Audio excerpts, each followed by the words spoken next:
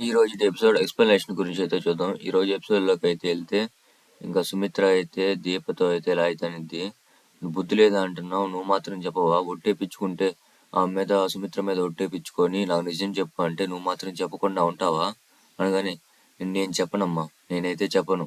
నువ్వు చెప్పవే, నాకు తెలుసు నువ్వు చెప్పవు, అందుకే నా కూతుర్ని అడిగాను నేను. నా కూతురు కాబట్టి నా కూతురు నాకు మాత్రమే నిజం చెప్తుంది. నా కూతురు అయితే నిజం చెప్తుంది, నువ్వేమో నా కూతురు కాదు కదా. నా కూతురు అయితే నిజం చెప్పింది. ఎంతైనా కూతురు కూతురే, సొంత కూతురు సొంత కూతురే అని నాకు తెలుసు అనేది సుమిత్ర అయితే అనేది దీప అయితే ఆ మాటని అయితే ఎంతో బాధపడింది. ఇంకైతే అక్కడి నుంచి అయితే కట్ చేస్తే ఇంకా స్వప్న దగ్గరికి అయితే తీసుకొస్తారు. స్వప్నకి అయితే కాశీ ఏదో ఫోన్ చేస్తాడు. ఎందుకు ఫోన్ చేస్తున్నాడు అయితే ఫోన్ అయితే లిఫ్ట్ చేసిద్ది. ఫోన్ లిఫ్ట్ చేయగానే, అక్క నువ్వేమన్నా ఇక్కడ ఏమో మర్చిపోయావు, అందుకే ఫోన్ చేస్తున్నావా? అవును నేను మర్చిపోయాను, నేను మర్చిపోయాను. అక్కడ నువ్వు నేను వేరుగా ఉన్నాం. ఒక ఒక ఇల్లు తీసుకుంటాను, అక్కడ ఉందాం, ఒక బిజినెస్ లాంటివి చేద్దాం అనేది అనగానే, బిజినెస్ ఏంది, ఇల్లు ఏంది, రమ్మనేది ఏంది, అసలు నాకు అర్థం కావట్లేదు. అసలు నేను ఎప్పుడో నిన్ను మర్చిపోయాను, నువ్వు కూడా నన్ను మర్చిపో అని అయితే ఇంకా స్వప్న అయితే నిద్ది. అదినైతే కాశీ అయితే, అలా అంటావేంది స్వప్న, ఏదో చిన్న తప్పుకే అలా అంటావేంది నువ్వు, చిన్న తప్పుకే విడిపోయేదాకా తీసుకొస్తావేంది అనగానే, చిన్న తప్ప ఇదే నీకు చిన్న తప్పు లాగుంటే ఇంకా ఎంత పెద్ద తప్పులు చేస్తావో నాకు ఇప్పుడే అర్థమవుతుందిలే. నీలాంటి వాడితో నేను కలిసి ఉండలేను కాశీ, నేనైతే నీతో విడాకులే, నేను కలిసి ఉండలేను అంతే అనగానే, అలా అంటే ఎందుకు స్వప్న, కలిసి ఉండకపోతే ఎలాగా, చిన్నవాటికి విడాకులు అంటున్నావు? అసలు నాకు ఏదైనా ఒక రూమ్ తీసుకొని చిన్న బిజినెస్ లాంటివి స్టార్ట్ చేద్దాం, బాగా డెవలప్ అవుదాం. నీ బిజినెస్ కూడా అంటున్నావు కదా, బిజినెస్ ఎవరిని ముంచి చేద్దామనో, అయినా కానీ ఇదంతా జరిగే పని కాదు, కట్ చేసి అని చెప్పి కట్ చేసేది ఫోన్ అయితే. ఇంకా కాశీ అయితే మళ్ళీ అయితే ఫోన్ చేస్తాడు, మళ్ళీ ఫోన్ చేస్తున్నావు అనేది అనేది. మళ్ళా అంటే నేను ఫోన్ కట్ చేస్తుంటే మాట్లాడేటప్పుడు ఫోన్ కట్ చేసేది నువ్వు, నాకు అర్థం కాదు, చెప్పిన దానికి సమాధానం చెప్పాను కదా, నీకు విడాకులే, ఇక మాత్రం వేరే కాపురం లేదు, ఏమీ లేదు, నీతో మాత్రం నేను కలిసి ఉండలేరు అని చెప్పి అయితే ఫోన్ అయితే కట్ చేసేసిద్ది. ఇంకా అక్కడి నుంచి అయితే కట్ చేస్తే ఇంకా సుమిత్ర వాళ్ళ ఇంటికి అయితే, అంటే సుమిత్ర దగ్గరికి తీసుకొస్తారు. ఇంకా అందరూ అయితే పక్కన అయితే నిలబడి ఉంటారు. డాక్టర్ అయితే అక్కడికి అయితే వచ్చింది. సుమిత్ర గారు, నేను ఇప్పుడు డాక్టర్ని కాదు, మీరు పేషెంట్ కాదు, అలాగే మాట్లాడుకో. డాక్టర్ కాదు పేషెంట్ కాదంటారు ఏం డాక్టర్, నా ఒంట్లో అసలు నన్ను చంపేంత రోగం నా ఒంట్లో ఉంటే అలా అంటారేంది? ఇప్పుడు చెప్తాను సుమిత్ర గారు, ఉండండి నేను చెప్తాను కదా. నేను ఎంతోమందికి, మీలాంటి ఎంతోమంది క్యాన్సర్ పేషెంట్స్కి ట్రీట్మెంట్ చేశాను. అలాంటి వాళ్ళల్లో ఒక ఇద్దరి గురించి మనం మాట్లాడుకుందాం. ఒక ఇద్దరికి వాళ్ళు 6 నెలల్లో చనిపోతారని నేను చెప్పాను, కానీ ఒక వ్యక్తి అయితే 3 నెలల్లోనే చనిపోయాడు అని చెప్పగానే అందరూ అయితే షాక్ అయిపోతారు, సుమిత్ర సహా. తర్వాత ఇంకొక వ్యక్తి అన్నానని చెప్పాను చూడండి, ఇంకొక వ్యక్తి 6 నెలలు అన్నాను, కానీ 6 సంవత్సరాలు బతికాడు. వాళ్ళిద్దరికి తేడా ఏందో తెలుసా? భయం. తను ఎక్కడ చచ్చిపోతాడో అని ప్రతి క్షణం చస్తూ చస్తూ బతికాడు. 3 నెలలు ముందే చచ్చిపోయాడు. కానీ వేరే అతను ఎప్పుడైనా చచ్చేదే కదా, భయపడేది ఎందుకు, పోయేది పోతాం, ఎందుకు భయం అనుకొని నేను ఇచ్చిన వాడుతా కరెక్ట్గా చేసుకుంటా ఉన్నాడు. అతను 6 సంవత్సరాలు బతికాడు. దీంట్లో మీకేమర్థమైంది? భయం ముందలే మనిషిని చంపేస్తుంది. కాబట్టి మీరు భయపడటం మానేయండి, మీకేం కాదు. వాళ్ళతో పోల్చుకుంటే మీది ఇంకా బెటర్, ఎందుకంటే మీకు పరిష్కారం ఉంది. మీ పరిష్కారం ఏందో తెలుసా? ఏంటి డాక్టర్, మీ కూతురే మీ పరిష్కారం? నా కూతురా? అవును, మీ కూతురి బోన్ మ్యారో కనుక మార్చామంటే అదే మిమ్మల్ని బతికిస్తుంది. కాబట్టి ఇప్పుడు మీ కూతురే మీ పరిష్కారం అనేది డాక్టర్ అయితే చెప్పింది.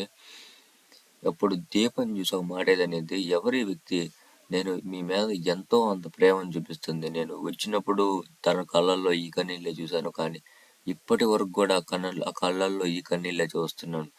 అంటే మీకేమన్నా బంధుత్వం సుమిత్ర గారు, అంటే మీకేమన్నా పరిచయం ముందలే, బంధుత్వం ఏమన్నా ఉందా అని అడిగిద్ది. లేదు డాక్టర్, తను నాకేం బంధుత్వం కాదు, కాకపోతే ఇంతకు ముందు ఒకసారి పరిచయం, ఇప్పుడైతే మా అక్క నా అల్లుడి భార్య కాబట్టి నాకు కూతురు వరుస అయింది. అంటే మీకు ఇద్దరు కూతుర్లు అనమాట. కంగ్రాచులేషన్స్ సుమిత్ర గారు, మీకు ఇద్దరు కూతుర్లు ఉన్నారు అనగానే సుమిత్ర సంతోషపడిద్ది.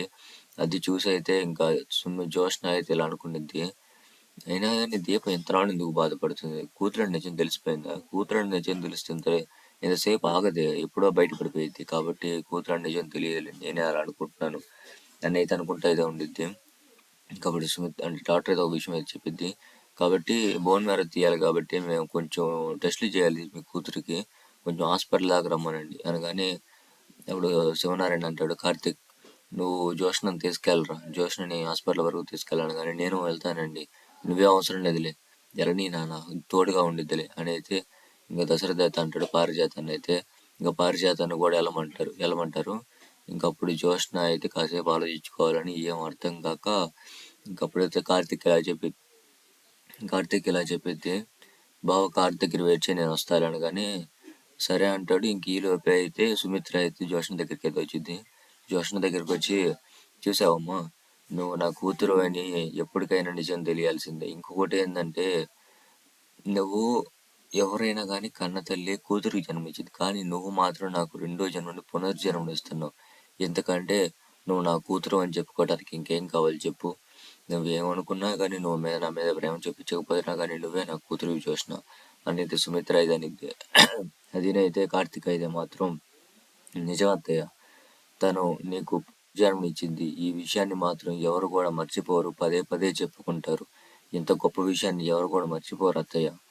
నీ కూతురు ఎంతో అంటే ఎంతో గొప్పది, కాబట్టి నీ కూతురు గురించి కూడా నీకు తెలిసిద్ది ఏ రోజు ఒక రోజు అనగానే ఇంకా జ్యోత్స్న అయితే ఏంది నిజం తెలిసిపోయిందా, అందరికీ తెలిసిద్ది అంటున్నాడు, గొప్పగా చెప్పుకుంటారు అంటున్నాడు అని జ్యోత్స్న పారిజాతం మీద ఆలోచించుకుంటూ అయితే ఉంటారు. ఇంకా కార్తీక్ అయితే సరే అని కార్తీక్ రివ్యూ చేయడానికి వెళ్ళిపోతాడు. ఇంకా జ్యోత్స్న అయితే పరుగున అయితే పైకి అయితే వెళ్ళిపోయింది. ఇంక వెనకాల పారిజాతం కూడా వెళ్ళిద్ది.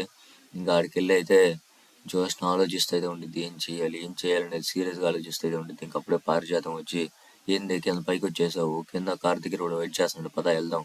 ఏంటికి రాని అసలు తెలిసి మాట్లాడుతున్నావు తెలియకుండా మాట్లాడుతున్నావు, డాక్టర్ ఆ విషయం చెప్పినప్పుడు నాకు కింద నేల కంపించినట్టు అయింది, మా అమ్మకి ఎలా ఉందో నాకు తెలియదు కానీ అవునే సుమిత్ర రోగం పక్కన పెట్టు, మనం పోయేటట్టున్నామే ముందులా అనేది పారిజాతం ఇంకా అంటా ఉండిద్ది. ఇంకప్పుడు జ్యోత్స్న అయితే ఏదో ఒక ప్లాన్ చెప్పుకురాని, ఏదో ఒక ప్లాన్ చెప్పు. ప్లాన్ ఏముంది, ఎక్కడైతే తప్పించుకోలేము, ఇక్కడైతే ఖచ్చితంగా హాస్పిటల్కి అయితే వెళ్ళాలి, హాస్పిటల్కి వెళ్ళిన అక్కడేం తప్పించుకోలేము అనేది అనిద్ది. ఇంక ఈలోపే దీప అయితే వచ్చి దీపని చూడగానే ఇంకా భయపడిపోతారు ఇద్దరైతే. ఇంకా దీప వచ్చి, ఏమైందమ్మా ఆలోచిస్తున్నారు, కింద బావ కార్ దగ్గర వెయిట్ చేస్తుంది మా బావ, వెళ్ళండి గబాన. ఇంకెళ్తాంలే కాసేపు ఆలోచించుకోవడానికి టైం, అంటే ఆలోచించుకోవడానికి పైకి వచ్చాము, ఏం లేదు. ఏం ఆలోచించుకోవాలమ్మా, నిజం బయటపడిపోయేది అంటే నిజం చెప్పేశారు కదా, దాని గురించి ఆలోచించుకోవాలి, నిజం బయటపడిద్దామో అని. నిజం బయటపడేది నిజం చెప్పేది అదే, నిజం చెప్పేశారు కదమ్మా, అయితే నిజం బయటపడిపోయినట్టే కదా. మీ అమ్మకి నిజం చెప్పారు కదా క్యాన్సర్ ఉందని, అంటే నిజం బయటపడిపోయినట్టే కదా. అవునా, సరేలే మేము వస్తానని వెళ్ళు అని తను కానీ ఇంక దీప వెళ్తా ఒక మాట ఏదనిద్ది, మీరు అంతలాన భయపడిపోకండి అమ్మా, భయం నాకెందుకు, అదే మీ అమ్మకి ఏకైక కూతురు కదా మీరు, మీకేమన్నా అయితే మళ్ళీ మీ అమ్మకి ప్రాబ్లం, అంటే మీ అమ్మకి బోన్ మ్యారో మీరే కదా ఇవ్వాల్సింది ఏదైనా ప్రాబ్లం, కాబట్టి భయపడిపోకండి అనేది దీప అయితే చెప్పిద్ది. సరేలే అనే కానీ ఇంక దీప అయితే వెళ్ళిపోయింది. ఇంకా జ్యోత్స్న పారిజాతం అయితే భయపడిపోతే ఆలోచించుకుంటూ అయితే ఉంటారు. ఇంకా వాళ్ళిద్దరికి అయితే ఏం చేయాలని కూడా అర్థం కానట్టయితే ఉండిద్ది. ఇంకా కాంచన అయితే ఆలోచిస్తూ అయితే ఉండిద్ది. కాంచన బాధపడతా వాళ్ళ అన్నయ్య గురించి ఆలోచిస్తూ అయితే ఉండిద్ది. సుమిత్ర గురించి పక్కన పెడితే వాళ్ళ అన్నయ్య గురించి ఆలోచిస్తూ అయితే ఉండిద్ది. ఇంకా ఈలోపు అయితే ఇంకా శివనారాయణకి అయితే ఫోన్ చేసేది. శివనారాయణ అయితే ఫోన్ చేస్తాడు, నాన్న బాధపడబాకు నాన్న, నీ బాధ ఏదో నాకు అర్థం అవుతుంది, బాధపడబాకు, అన్నయ్యకి ఏం తగాదు తట్టుకుంటాడు, అలాగే సుమిత్ర వదినకి కూడా ఏం కాదు, నువ్వేం బాధపడబాకు నాన్న, చిన్నపిల్లలాగా ఏడవబాకు, ముందల గదిలో నుంచి బయటికి రా, అలా అంటావేందమ్మా, బాధ లేకుండా ఎలా ఉండేది, నేను ఎప్పుడు కూడా నాకు ఒక కూతురు అనుకోలేదు, ఇద్దరు కూతుర్లు అనుకున్నాను, అలాంటిటప్పుడు నేను బాధపడకుండా ఎలా ఉంటానమ్మా. సరేలే నాన్న ఒకటైతే చెప్తున్నా గుర్తుపెట్టుకో, వదిలికి మాత్రం ఏం కాకూడదు, ఎందుకంటే అమ్మ చనిపోయినప్పుడు నువ్వు ఎంత బాధపడ్డావో నేను చూశాను, ఆ ఒంటరితనాన్ని అన్న భరించలేడు నాన్న, అన్నకు మాత్రం అలాంటి పరిస్థితి అసలు రాకుండా చూడు నాన్న. సరే అమ్మా, నేను ప్రయత్నిస్తానమ్మా, నేను అంతకంటే ఏం చేయగలను, సరే నాన్న నువ్వు మాత్రం బాధపడబాకు, ఏం కాదు, వదినికి మాత్రం ఏం కాదు అనేది సుమిత్ అంటే కాంచన అయితే అనేది.